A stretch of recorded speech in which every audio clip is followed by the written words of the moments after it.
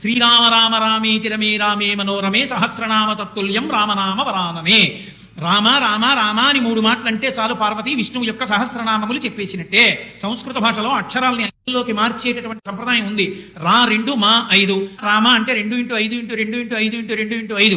2 5 10, 10 2 20, 25 100, 2 200, 100 2 200, 205 1000. సహస్రనామ తత్తుల్యం రామనామ వరాననే. అందుకని ఒక్క రామనామాన్ని 3 మాటలు పలికితే సహస్రనామ తత్తుల్యం విష్ణు సహస్రనామ స్తోత్రాన్ని చెప్పేసినట్టే. కరుణానిధి రామ కౌసల్యానందన రామ పరమ పురుష సీతాపతి రామ.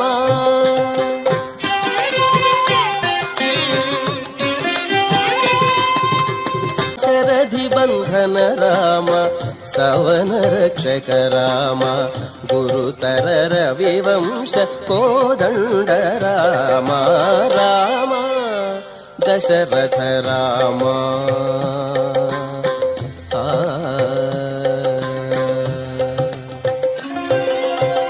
అనుజావత